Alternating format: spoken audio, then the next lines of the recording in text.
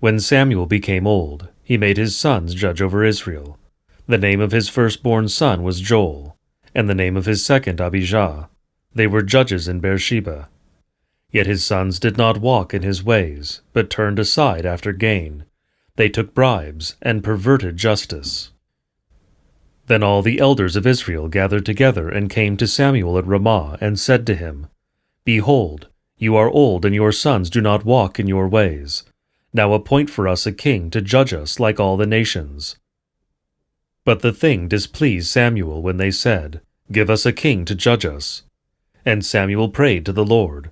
And the Lord said to Samuel, Obey the voice of the people in all that they say to you, for they have not rejected you, but they have rejected me from being king over them, according to all the deeds that they have done, from the day I brought them up out of Egypt, even to this day, forsaking me and serving other gods.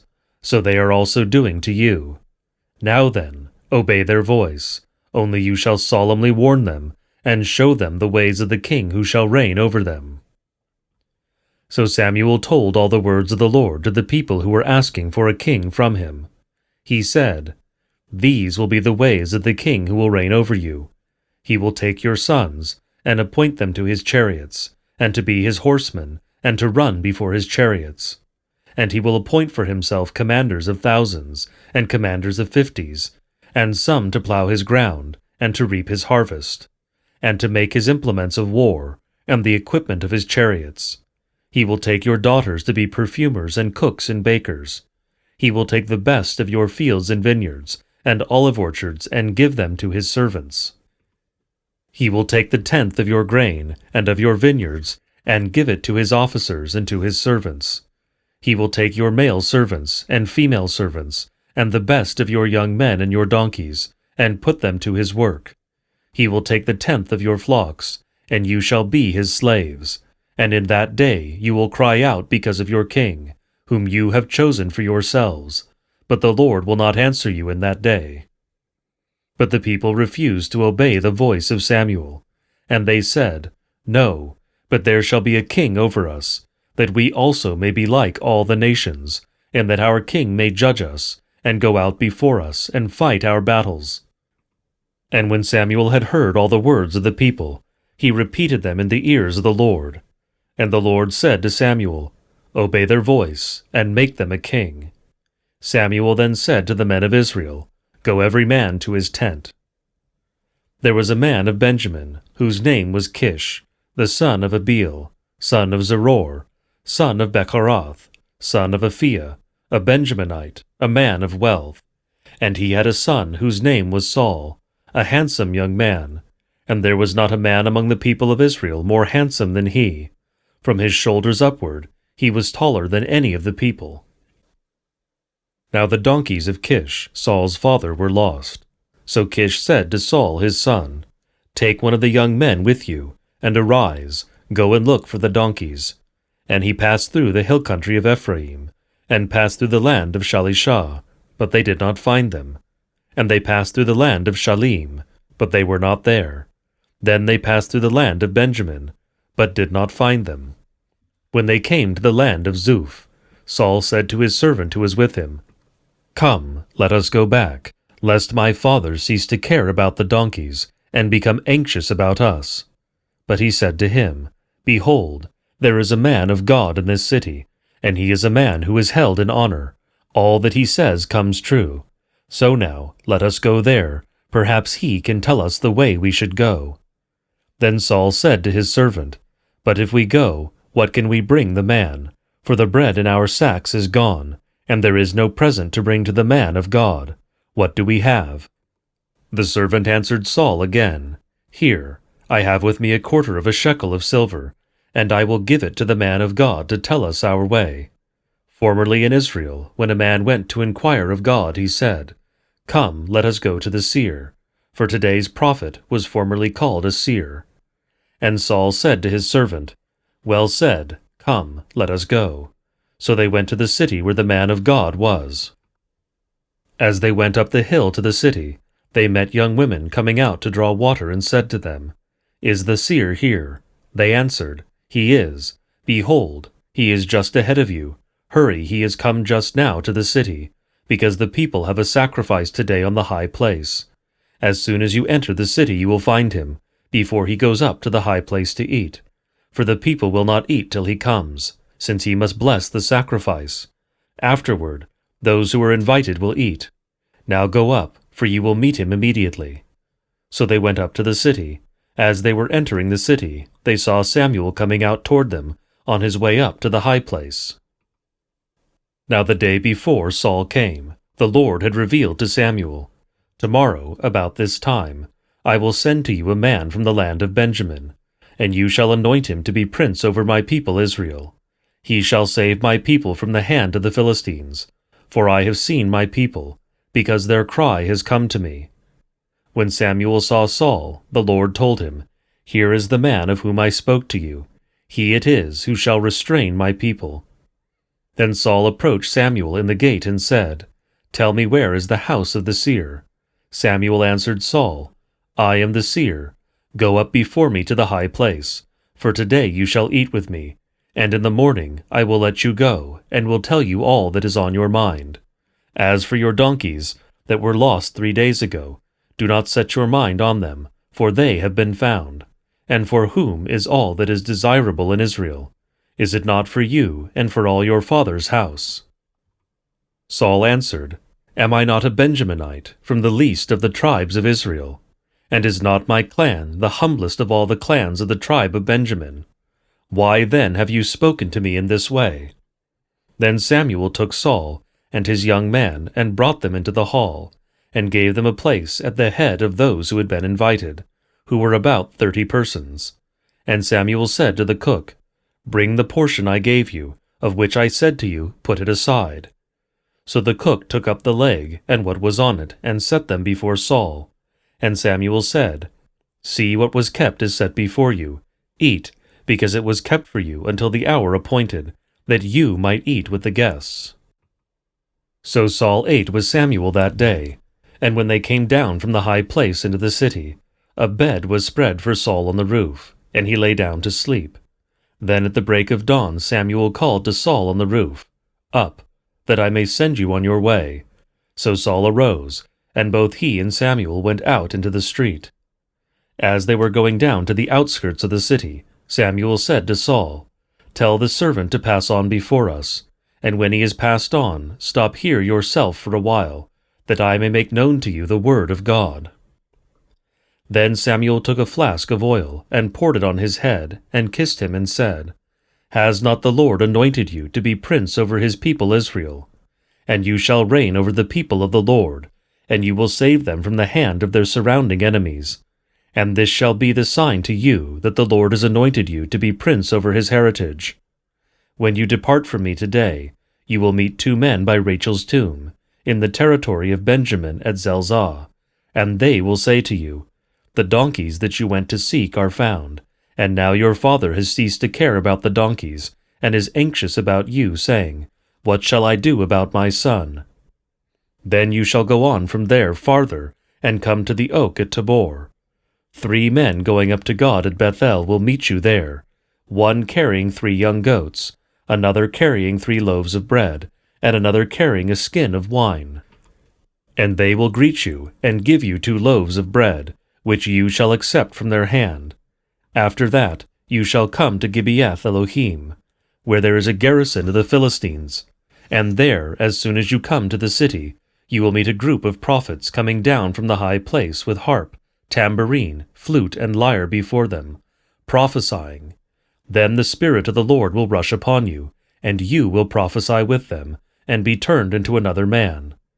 Now when these signs meet you, do what your hand finds to do, for God is with you. Then go down before me to Gilgal, and behold, I am coming down to you to offer burnt offerings, and to sacrifice peace offerings.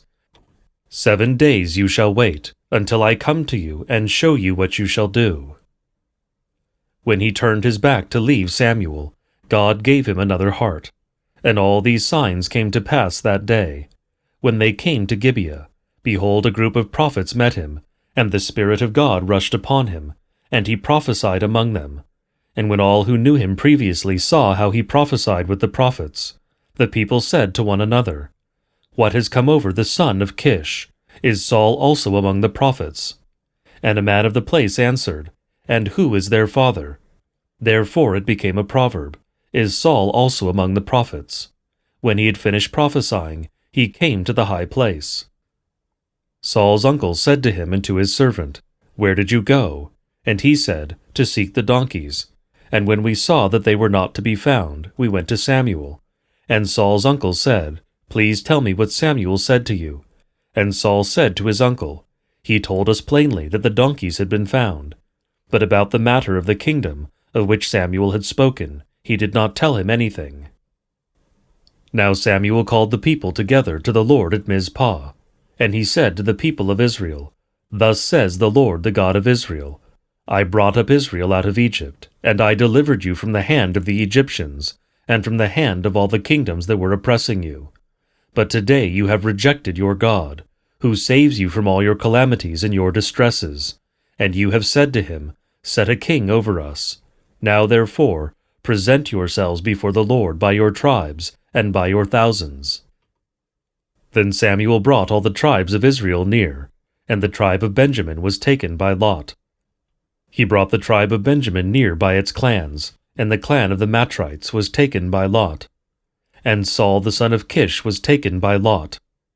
But when they sought him, he could not be found. So they inquired again of the Lord, "Is there a man still to come?" And the Lord said, "Behold, he has hidden himself among the baggage." Then they ran and took him from there. And when he stood among the people, he was taller than any of the people from his shoulders upward. And Samuel said to all the people, "Do you see him whom the Lord has chosen? There is none like him among all the people." And all the people shouted, "Long live the king!" Then Samuel told the people the rights and duties of the kingship, and he wrote them in a book, and laid it up before the Lord. Then Samuel sent all the people away, each one to his home. Saul also went to his home at Gibeah, and with him went men of valor, whose hearts God had touched. But some worthless fellows said, "How can this man save us?" And they despised him, and brought him no present, but he held his peace. Then Nahash the Ammonite went up and besieged Jabesh Gilead. And all the men of Jabesh said to Nahash, "Make a treaty with us, and we will serve you." But Nahash the Ammonite said to them, "On this condition I will make a treaty with you, that I gouge out all your right eyes, and thus bring disgrace on all Israel." The elders of Jabesh said to him, "Give us 7 days' respite, that we may send messengers through all the territory of Israel. Then if there is no one to save us, we will give ourselves up to you." When the messengers came to Gibeah of Saul, they reported the matter in the ears of all the people, and all the people wept aloud. Now behold, Saul was coming from the field behind the oxen, and Saul said, "What is wrong with the people, that they are weeping?" So they told him the news from the men of Jabesh. And the Spirit of God rushed upon Saul when he heard these words, and his anger was greatly kindled. He took a yoke of oxen, and cut them in pieces, and sent them throughout all the territory of Israel, by the hand of the messengers, saying, "Whoever does not come out after Saul and Samuel, so shall it be done to his oxen." Then the dread of the Lord fell upon the people, and they came out as one man. When he mustered them at Bezek, the people of Israel were 300,000, and the men of Judah 30,000. And they said to the messengers who had come, "Thus shall you say to the men of Jabesh Gilead, Tomorrow, by the time the sun is hot, you shall have salvation." When the messengers came and told the men of Jabesh, they were glad. Therefore the men of Jabesh said, "Tomorrow we will give ourselves up to you, and you may do to us whatever seems good to you." And the next day Saul put the people in 3 companies, and they came into the midst of the camp in the morning watch, and struck down the Ammonites until the heat of the day. And those who survived were scattered, so that no 2 of them were left together. Then the people said to Samuel, "Who is it that said, 'Shall Saul reign over us?' Bring the men, that we may put them to death." But Saul said, "Not a man shall be put to death this day, for today the Lord has worked salvation in Israel." Then Samuel said to the people, "Come, let us go to Gilgal, and there renew the kingdom." So all the people went to Gilgal. And there they made Saul king before the Lord in Gilgal. There they sacrificed peace offerings before the Lord, and there Saul and all the men of Israel rejoiced greatly. And Samuel said to all Israel, Behold, I have obeyed your voice in all that you have said to me, and have made a king over you. And now behold, the king walks before you, and I am old and gray, and behold, my sons are with you. I have walked before you from my youth until this day. Here I am. Testify against me before the Lord, and before his anointed. Whose ox have I taken? Or whose donkey have I taken? Or whom have I defrauded? Whom have I oppressed? Or from whose hand have I taken a bribe to blind my eyes with it? Testify against me, and I will restore it to you. They said, You have not defrauded us, or oppressed us, or taken anything from any man's hand.